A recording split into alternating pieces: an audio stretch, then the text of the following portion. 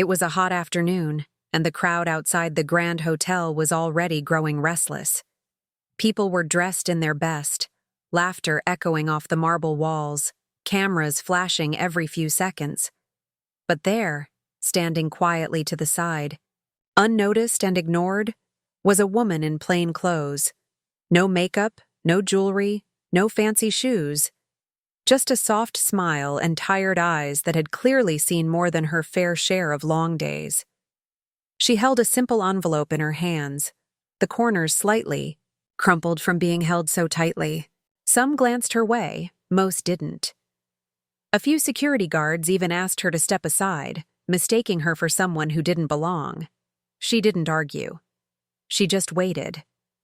The event was a celebration, an annual ceremony to honor those who had made a difference in the community.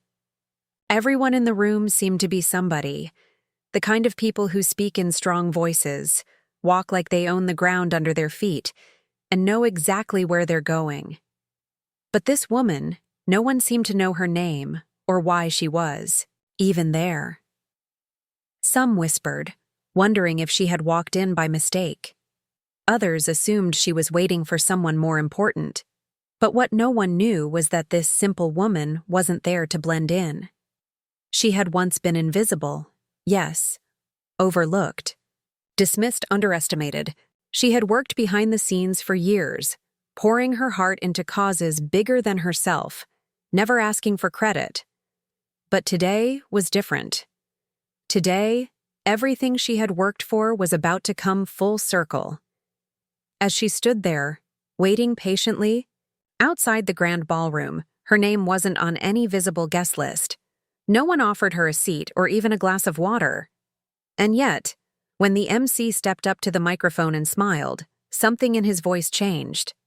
"Ladies and gentlemen," he said, pausing just long enough for the crowd to settle. "Please join me in welcoming our guest of honor." The room fell silent. Heads turned. Whispers stopped. She lifted her eyes, unsure if she had heard right. And just like that, everything began to shift. But what happened next will leave you speechless. She froze. For a moment, she wasn't sure she'd heard correctly. Her heart thumped so loud she could barely hear the applause that followed. People were scanning the room, some with puzzled expressions. "Who?" a few whispered. The name was familiar, but no one could match it to a face. Not yet. Still standing just beyond the doorway, she clutched the envelope in her hand a little. Tighter. Her fingers trembled. It wasn't fear exactly, more like disbelief. After all these years, after everything she'd endured, her name had finally been spoken in that room. Not as a helper, not as a background figure, but as the guest of honor. As she stepped slowly into the ballroom, memories rushed back in waves. The long shifts, the times she went unpaid, the people who had overlooked her ideas or spoken over her in meetings. She had always been the one taking notes, cleaning up after others, doing the work no one noticed. She wasn't from a well-known family. She didn't have the right degree or the polished accent. But what she did have, what no one saw, was grit, quiet strength, and a commitment so deep that even when she was left out of the picture, she kept showing up. Most people in that room didn't know her full story. They didn't know that, years ago, she was denied entry to this very event because someone thought she didn't look the part. They didn't know how many nights she'd spent working behind the curtain, helping the same organization that now stood in the spotlight. They didn't know that the programs being celebrated tonight had started with her handwritten notes and late-night brainstorming sessions at her kitchen table. She walked slowly, not out of hesitation, but because she was letting it all sink in. The applause continued, but there was a strange mix of emotions in the air: curiosity, confusion, even a little discomfort. Some people began to realize who she was. A few exchanged glances, trying to connect the version of her they remembered, with the woman now walking confidently toward the stage. But even as the spotlight found her, the questions still hung heavy. Why her? Why now?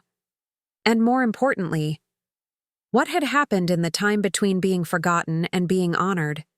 Because her story wasn't just about recognition, it was about something much deeper. And what she was about to share would leave the room completely silent. As she reached the stage, the MC leaned in to whisper something, but she didn't hear it. Her mind was full, memories flooding in faster than she could stop them. From behind the podium, she looked out at the crowd. It was a sea of faces, some she recognized instantly. A few smiled politely, others avoided eye contact. There were people sitting there who had once ignored her emails, taken credit for her work, even suggested she wasn't leadership material. And now they were clapping for her. The truth was, she hadn't come tonight for applause. She had almost declined the invitation when it arrived weeks ago. A crisp, formal letter with her name embossed at the top. It didn't mention the past. It didn't acknowledge what had happened that night years ago, when she was turned away at the door, told there must have been a mistake. That night, she stood outside for nearly an hour before walking home in tears, the same envelope, different year, in her hand. It wasn't a mistake then. They just hadn't believed someone like her could be invited. But something had shifted. Over time, quietly, slowly. After she left, she started something of her own, a small nonprofit focused on community development. No budget, no backing, just her, a few volunteers, and a deep sense of purpose.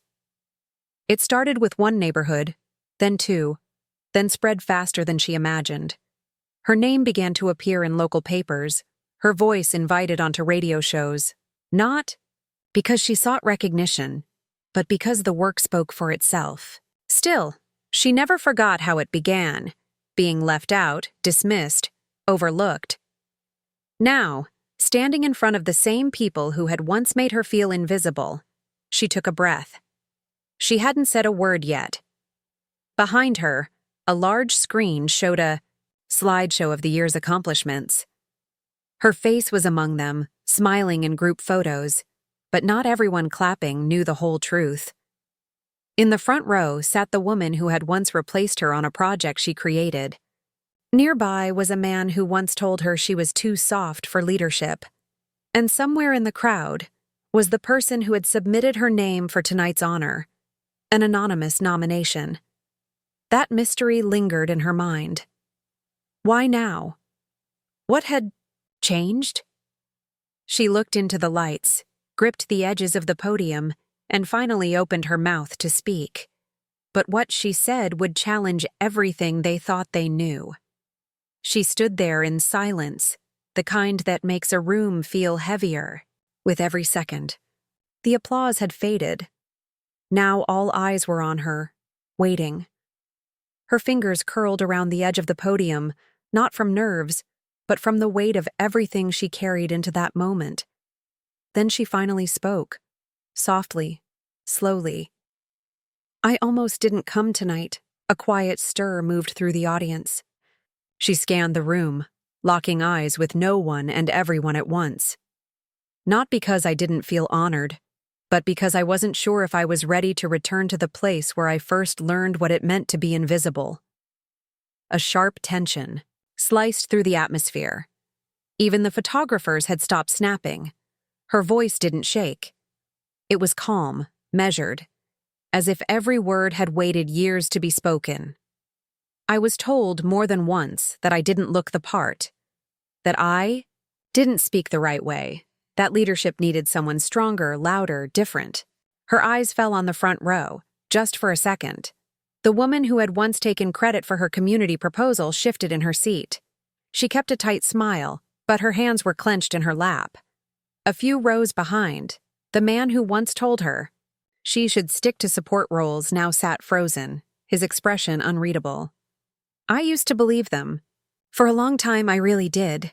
She paused, letting the weight of those words settle. Then she pulled out the same crumpled envelope she had been holding all evening, the same one she held the night she was turned away years ago. She raised it slightly so the audience could see it. This was my first invitation. I never threw it away. Not because I hoped to come back, but because I needed to remember where I started, what I wasn't allowed to be, and who I had to become to be heard. The room was completely still. You could feel the energy shift, like everyone had just realized they were part of something bigger than a ceremony. Her story wasn't just personal, it was a mirror. Then came the moment. A soft ding. The side doors opened. A staff member hurried toward the stage with a note. She whispered something into the MC's ear. He stood up suddenly, eyes wide, and leaned toward the mic. "Ladies and gentlemen, we have just received breaking news about the nominee." The entire room leaned in. Something was about to change. Something big. The MC's voice trembled slightly, caught between surprise and uncertainty. "There's been a development regarding tonight's guest of honor," he said, clearing his throat. "We've just confirmed that the original program has changed." A soft wave of murmurs rippled through the crowd. People looked around, unsure what was happening. Some assumed it was a last-minute addition, or maybe a scheduling error. But then the MC stepped away from the podium altogether, motioning for her to take full control of the stage. She stood still for a second, trying to process what was going on. Then she unfolded the note that had just been handed to her. As her eyes scanned the paper, her breath caught in her throat. Her expression didn't give anything away.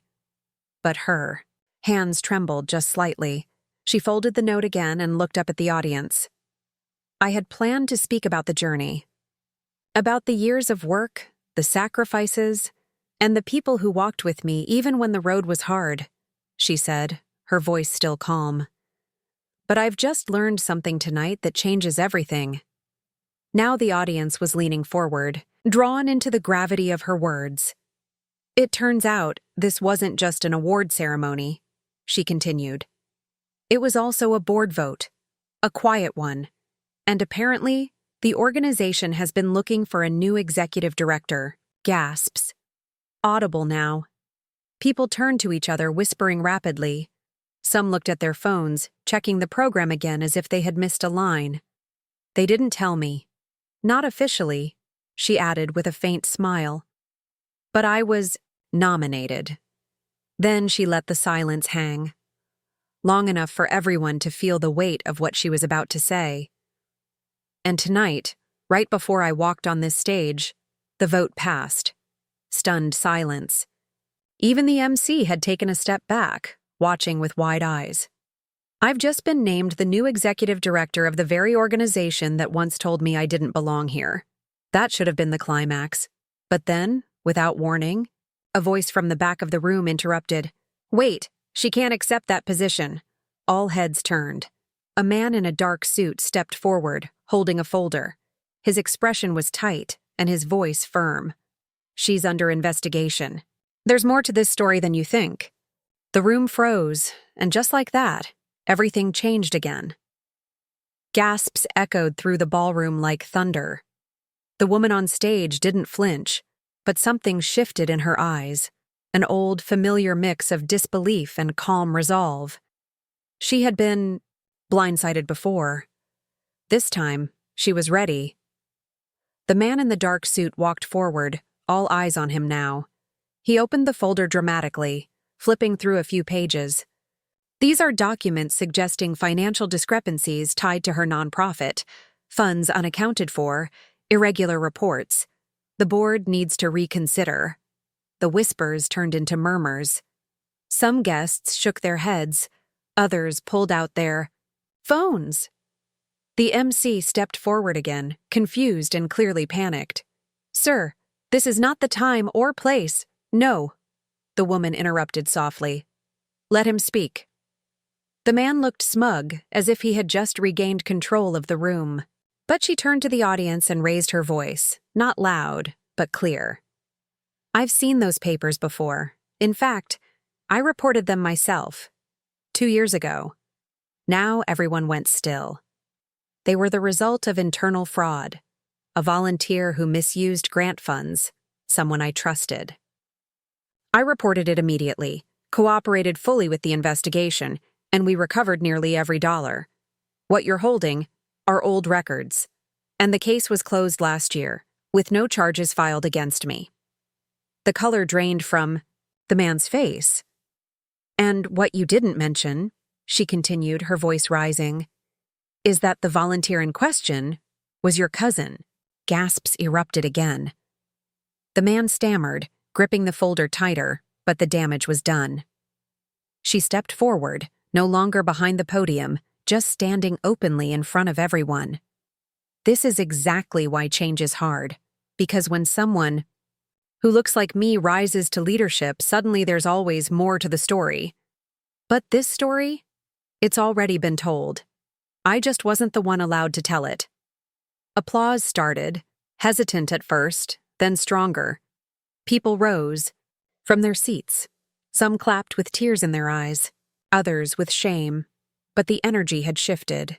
This time, it was hers. As the MC returned to the stage, shaken but smiling, he leaned in to congratulate her. And then, just as the lights softened and the ceremony prepared to move on, a young woman in the crowd raised her hand and called out, "Wait, I was the one who nominated her, and I have something to add about her past, something no one in this room knows." Everyone froze. Again. The room turned quiet again as the young woman made her way toward the stage. Her voice was steady, but her hands shook slightly as she took the mic. "I know many of you are wondering why someone like me would have the right to nominate her," she said. "But years ago, I was just a teenage girl, alone, homeless, and scared. I wandered into a community center looking for a warm place to sit. She was the one who found me." She turned to the woman on stage, now smiling through tears. "You didn't ask questions. You didn't make me feel like a problem. You gave me a place to stay, helped me finish school, and even taught me how to believe in myself. I never forgot that. You didn't just build programs. You built people. You built me." People in the crowd wiped their eyes. Some had known her only through her resume, through committee meetings and reports. But now, they were seeing the person behind the title. The room, once full of judgment and quiet competition, now felt united in something deeper. The man with the folder quietly slipped out the side door, his challenge dissolved in truth. The final doubts vanished. The woman, now officially the new executive director, took a breath and stepped forward one last time. "I didn't come here tonight to take power," she said. "I came here to return what was always shared, with the volunteers, with the overlooked, with the quiet workers who never ask for credit. This role isn't mine. It's ours." Applause roared, not out of formality, but from a place of respect. She had turned rejection into resilience, dismissal into leadership, and silence into a voice that couldn't be ignored. Later that night, as guests filtered out and the lights dimmed, she stood alone for a moment near the entrance where it all began. The same spot where years ago she had been asked to wait outside. But tonight, people stopped to thank her. Strangers hugged her. And the young woman she once helped stood proudly beside her. Not as a lost girl, but as a rising leader. This wasn't just a comeback story. It was a reminder that true leadership doesn't begin with titles. It begins with compassion, with courage, and with the quiet choice to keep showing up. And sometimes, the people the world overlooks are the ones who come back to lead it.